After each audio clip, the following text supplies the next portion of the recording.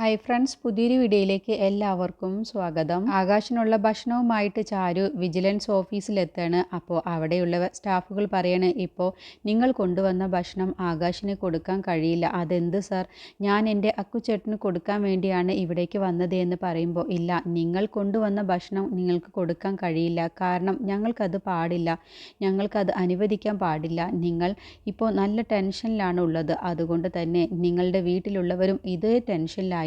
അപ്പോൾ നിങ്ങൾ ഇതിൽ പോയിസൺ കലർത്തിയിട്ടുണ്ടെങ്കിൽ അത് ഞങ്ങളുടെ ജോലിയെ പോലും ബാധിക്കും. ഞങ്ങളാണ് ഇതിന് ഉത്തരം പറയേണ്ടി വരിക. അതുകൊണ്ട് ഞങ്ങൾ തരുന്ന ഭക്ഷണം നിങ്ങളുടെ ഹസ്ബൻഡിന് നിങ്ങൾക്ക് കൊടുക്കാമെന്ന് പറഞ്ഞ് അവർ വാങ്ങിച്ചു വെച്ച ഭക്ഷണം കൊടുക്കുകയാണ്. എന്നിട്ട് ചാരു കൊണ്ടുവന്ന ഭക്ഷണം അവിടെ മാറ്റി വെക്കണം. ആകാശിൻ്റെ അടുത്തേക്ക് ചാരു ചെല്ലുകയാണ്. അപ്പോൾ ആകാശ് ചാരുവിനെ കണ്ടപ്പോൾ, ഞാനിപ്പോൾ നിന്നെക്കുറിച്ച് കരുതിയതേ ഉള്ളൂ, എനിക്ക് നിന്നെ കാണണമെന്ന് തോന്നി, അപ്പോഴത്തേക്കും നീ വന്നല്ലോ എന്ന് പറയാണ്. അപ്പോൾ അക്കുച്ചേട്ടൻ ഭക്ഷണമൊന്നും കഴിച്ചിട്ടില്ലല്ലോ, ഞാൻ അക്കുച്ചേട്ടനുള്ള ഭക്ഷണവുമായിട്ട് വന്നതാണ്. എന്നിട്ട് ആകാശിനുള്ള ഭക്ഷണം ചാരു വാരി കൊടുക്കുകയാണ്. അപ്പോൾ ചാരു പറയണേ, ഞാൻ വീട്ടിൽ നിന്ന് ഉണ്ടാക്കി കൊണ്ടുവന്ന ഭക്ഷണം അക്കുച്ചേട്ടന് തരാൻ പാടില്ല എന്നാണ് അവർ പറഞ്ഞത്. അപ്പോൾ ആകാശ് പറയണേ, അത് അവർക്ക് അനുവദിക്കാൻ പാടില്ല ചാരു എന്ന് പറയണേ. അങ്ങനെ ചാരുവിനോട് ആകാശ് ചോദിക്കുകയാണ്, അല്ലാക്കൊത്തി, നീ ഭക്ഷണം കഴിച്ചോ എന്ന് ചോദിക്കുമ്പോൾ, ഞാൻ കഴിച്ചു അക്കുച്ചേട്ടാ, നീ വെറുതെ കള്ളം പറയണ്ട, നീ എന്നെ പോലെ തന്നെ ടെൻഷൻ ആയതുകൊണ്ട് നീ ഭക്ഷണം കഴിച്ചിട്ടുണ്ടാവില്ല എന്നുള്ളത് എനിക്കറിയാം. അല്ല അക്കുച്ചേട്ടാ, ഞാൻ കഴിച്ചു. ഇല്ല, നീ വെറുതെ കള്ളം പറയണ്ട എന്ന് പറഞ്ഞ് ആകാശ് ചാരുവിന് ഭക്ഷണം വാരി കൊടുക്കുകയാണ്. അങ്ങനെ രണ്ടുപേരും അങ്ങോട്ടും ഇങ്ങോട്ടും ഭക്ഷണമൊക്കെ വാരി കൊടുത്ത ശേഷമാണ് അവിടെ നിന്ന് ചാരു പോവാൻ ഒരുങ്ങുന്നത്. ഈ സമയം ശ്രേയയെ കാണാൻ വേണ്ടി ഓഫീസിലേക്ക് വിജിലൻസ് ഓഫീസറുകൾ എല്ലാവരും ചെല്ലുകയാണ്. എന്നിട്ട് അവരോട് സംസാരിക്കുകയാണ്. ആകാശ് തെറ്റ് ചെയ്തിട്ടുണ്ടെങ്കിൽ അതിനുള്ള ശിക്ഷ ആകാശ് അനുഭവിക്കണം. നാളെ എൻക്വയറി ഉണ്ട്, മാഡം അവിടേക്ക് വരണം എന്ന് പറയുമ്പോൾ ശ്രേയ നല്ലവളായി സംസാരിക്കുകയാണ്. എൻ്റെ ഓഫീസിലെ സ്റ്റാഫുകൾ ആരും തെറ്റ് ചെയ്യരുത് എന്നാണ് എൻ്റെ ആഗ്രഹം. അവർക്കാർക്കും ഒരു ബ്ലാക്ക് മാർക്ക് ഉണ്ടാവരുത് എന്നാണ് ഞാൻ ആഗ്രഹിക്കുന്നത്. പക്ഷേ എൻ്റെ കീഴിൽ ജോലി ചെയ്യുന്ന സ്റ്റാഫിന് ഇങ്ങനെ ഒരു അവസ്ഥ വന്നതിൽ എനിക്ക് വല്ലാത്ത സങ്കടമുണ്ട്. ജനങ്ങൾക്ക് വേണ്ടി ഗവൺമെൻറ് എന്തെല്ലാം കാര്യങ്ങളാണ് ചെയ്തു കൊടുക്കുന്നത്. പക്ഷേ ഇതുപോലുള്ള സ്റ്റാഫുകൾ കാരണമാണ് അവർക്ക് പോലും ഒരു ആനുകൂല്യവും ലഭിക്കാത്തത്. ജനങ്ങൾക്ക് വേണ്ടി എന്തെങ്കിലും ചെയ്തു കൊടുക്കുമ്പോഴത്തേനും ഇതുപോലുള്ള സ്റ്റാഫുകളാണ് അവരുടെ കയ്യിൽ നിന്നും ഒന്നുമില്ലാത്ത പാവപ്പെട്ട അവരുടെ കയ്യിൽ നിന്നും കൈക്കൂലി വാങ്ങുന്നത്. എൻ്റെ സ്റ്റാഫാണെങ്കിലും കൂടി തെറ്റ് ചെയ്താൽ ശിക്ഷിക്കപ്പെടണം. അതുകൊണ്ട് എൻ്റെ ഭാഗത്തു നിന്നും എല്ലാവിധ സപ്പോർട്ടും നിങ്ങൾക്കുണ്ടാവും. അല്ല, ആകാശ് തെറ്റുകാരനാണെന്ന് തെളിഞ്ഞു കഴിഞ്ഞാൽ എന്ത് ശിക്ഷയാണ് അയാൾക്ക് കൊടുക്കാൻ പോകുന്നത്? അപ്പോൾ ആ സ്റ്റാഫുകൾ പറഞ്ഞ്, ഉറപ്പായും ആക്ഷൻ എടുക്കും. ഒന്നല്ലെങ്കിൽ സസ്പെൻഷൻ ആയിരിക്കും, അല്ലെങ്കിൽ ഡിസ്മിസ് ആയിരിക്കും. അപ്പോൾ നാളെ നമുക്ക് ആകാശിൻ്റെ എൻക്വയറി നടത്താം എന്ന് പറഞ്ഞിട്ടാണ് ആ സ്റ്റാഫുകൾ പോകുന്നത്. അങ്ങനെ ശ്രേയ മനസ്സിൽ ചിന്തിക്കുകയാണ്. ആകാശ് ശ്രേയയുടെ മുന്നിൽ വന്ന് നിൽക്കുന്നതും എന്നിട്ട് വിഷമത്തോടു കൂടി നിൽക്കുന്ന ആകാശിൻ്റെ മുഖത്തേക്ക് ശ്രേയ പേപ്പറുകൾ വലിച്ചെറിയുകയാണ്.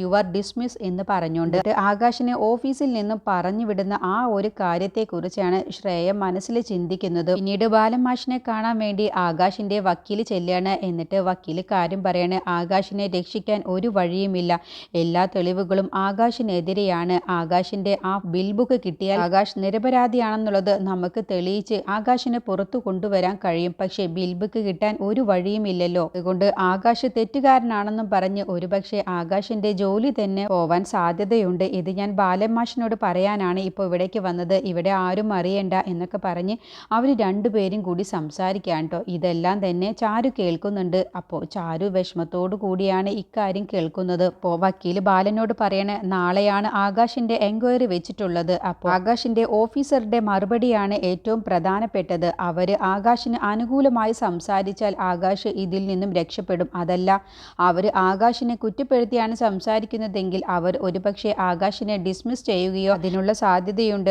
ഞാനിപ്പോൾ അന്വേഷിച്ചിടത്തോളം ആകാശിന്റെ ഓഫീസർ ആകാശിന് അനുകൂലമായിട്ടുള്ള മൊഴി കൊടുക്കുമെന്ന് എനിക്ക് തോന്നുന്നില്ല. അതുകൊണ്ട് നിങ്ങൾക്ക് എന്തും നേരിടാനുള്ള മനക്കരുത്തുണ്ടാവണം. അതിനെക്കുറിച്ച് പറയാനാണ് ഇപ്പോൾ ഞാൻ ഇവിടേക്ക് വന്നത് എന്ന് പറഞ്ഞപ്പോൾ ബാലൻ പറയാണ്, ഒരു തെറ്റും ചെയ്യാത്ത എൻ്റെ മകനെ എല്ലാവരും കൂടി ശിക്ഷിക്കുകയാണ്. അപ്പോൾ നീതിക്കും ന്യായത്തിനും ഒരു വിലയുമില്ലേ സാർ? ആശ ഇങ്ങനെയൊക്കെ എന്നോട് ചോദിച്ചാൽ എനിക്കിതിന് ഒരു ഉത്തരവും പറയാനില്ല. നാളത്തെ എൻക്വയറിക്ക് ശേഷം എന്താണ് ഉണ്ടാവുക എന്ന് പറയാൻ കഴിയും. ഒരുപക്ഷെ ആകാശിന്റെ ജോലി എന്നേക്കുമായി പോവാനും സാധ്യതയുണ്ട് എന്ന് പറഞ്ഞതോടുകൂടി ബാലനും ചാരു അങ്ങ് ഞെട്ടിപ്പോവാണ്. എന്നിട്ട് ബാലൻ വിഷമത്തോടു കൂടി വക്കീലിനോട് പറയാണ്, നല്ലവർക്ക് നല്ലത് സംഭവിക്കുമെന്ന് പറയാറുണ്ട്. അപ്പോൾ അതെല്ലാം വെറുതെയാണോ? ഞാനും എൻ്റെ മോനും ചാരുവും ആർക്കും ഒരു ദ്രോഹവും ചെയ്തിട്ടില്ല. എന്നിട്ടും ഈശ്വരൻ എന്തിനാണ് ഞങ്ങളെ ഇങ്ങനെ ദ്രോഹിക്കുന്നത്? എൻ്റെ മോൻ എനിക്ക് വേണ്ടിയാണ് ഈ ജോലിക്ക് പോയത്. എൻ്റെ ആഗ്രഹത്തിൻ്റെ പുറത്താണ് അവൻ ഈ ഗവൺമെൻറ് ജോലിക്ക് പോയത്. അവൻ ഈ ഗവൺമെൻറ് ജോലി കിട്ടിയതിൽ എന്തുമാത്രം അധികം ഞാൻ സന്തോഷിച്ചിട്ടുണ്ട്. എന്നിട്ടിപ്പോൾ അവസാനം ഒരു തെറ്റും ചെയ്യാത്ത എൻ്റെ ആകാശിന് ഇപ്പോൾ ഈ ഒരു അവസ്ഥയാണല്ലോ വന്നത്. അവൻ തെറ്റുകാരനാണെന്നും പറഞ്ഞ് എല്ലാവർക്കും മുന്നിൽ അവനെ കുറ്റപ്പെടുത്തി അവൻ്റെ ജോലി ഇല്ലാതാവുകയല്ലേ ഇനി ചെയ്യാൻ പോകുന്നത്. ഇതിനൊക്കെ കാരണം ഞാനാണല്ലോ എന്ന് പറഞ്ഞ് ബാലൻ വല്ലാതെ വിഷമിക്കുകയാണ്. വക്കീലിനോട് പറഞ്ഞ് വിഷമിക്കുകയാണ്. ഇത് കണ്ടുകൊണ്ട് നിൽക്കുന്ന ചാരുവിൻ്റെ കണ്ണുകൾ നിറയുകയാണ്.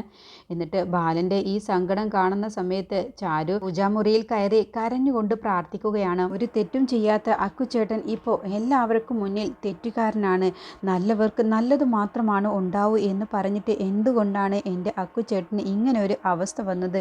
എനിക്ക് ഇതിനുള്ള ഉത്തരം പറഞ്ഞു തരണം എന്നൊക്കെ കരഞ്ഞുകൊണ്ട് പറയുകയാണ്. ഇത് കേട്ടും കൊണ്ടാണ് അരവിന്ദ് അവിടേക്ക് വരുന്നത്. എന്നിട്ട് പറയണേ, ഇതിനുള്ള ഉത്തരം ഞാൻ പറഞ്ഞാൽ മതിയോ? നീ ദൈവത്തിൻ്റെ മുന്നിൽ വന്ന് എത്ര കരഞ്ഞു പ്രാർത്ഥിച്ചിട്ടും കാര്യമില്ല, ദൈവത്തെ കുറ്റപ്പെടുത്തിയിട്ടും കാര്യമില്ല. നിന്റെ ഭർത്താവ് തെറ്റ് ചെയ്തിട്ടുണ്ടെങ്കിൽ അതിനുള്ള ശിക്ഷ അവൻ അനുഭവിക്കും. അവൻ തെറ്റ് ചെയ്തിട്ടുണ്ടെങ്കിൽ എങ്ങനെയാണ് ഈശ്വരൻ അവനെ രക്ഷപ്പെടുത്തുക? തെറ്റ് ചെയ്തവർ ഇന്നല്ലെങ്കിൽ നാളെ ഉറപ്പായും ശിക്ഷ അനുഭവിച്ചല്ലേ പറ്റൂ. ഈ വീട്ടിലുള്ള എല്ലാവരെയും നിങ്ങൾക്കൊക്കെ പറഞ്ഞു പറ്റിക്കാം. ഒരു തെറ്റും ചെയ്തിട്ടില്ല ആകാശ് എന്ന് പറഞ്ഞു. പക്ഷേ ഈശ്വരൻ്റെ മുന്നിൽ ആകാശ് തെറ്റ് ചെയ്തിട്ടുണ്ട്. അപ്പോൾ അതിനുള്ള ശിക്ഷ നീയും അവനും അനുഭവിച്ചല്ലേ പറ്റൂ. അവൻ കൈക്കൂലി വാങ്ങിയിട്ടുണ്ടെങ്കിൽ അവന് ഉറപ്പായും ശിക്ഷ ലഭിക്കും. അവന് ജോലിയും പോകും. അതെ, നീ എത്ര കരഞ്ഞു പ്രാർത്ഥിച്ചിട്ടും ഒരു കാര്യവുമില്ല. നിന്റെ പ്രാർത്ഥനയൊന്നും ഈശ്വരൻ കേൾക്കാൻ പോകുന്നില്ല എന്ന് പറഞ്ഞുകൊണ്ടാണ് അരവിന്ദ് അവിടെ നിന്നും പോകുന്നത്. എന്നിട്ട് ചാരു വീണ്ടും തൊഴുതുകൊണ്ട് പ്രാർത്ഥിക്കുകയാണ് കരഞ്ഞുകൊണ്ട്. എനിക്ക് വിശ്വാസമുണ്ട്, എൻ്റെ അക്കുചേട്ടന് ഈശ്വരൻ കൈവിടില്ല എന്നുള്ളത് എനിക്ക് വിശ്വാസമുണ്ട്. എൻ്റെ അക്കുചേട്ടൻ ഒരു തെറ്റും ചെയ്തിട്ടില്ല എന്നുള്ളത് ഈശ്വരന് നല്ലതുപോലെ അറിയാം.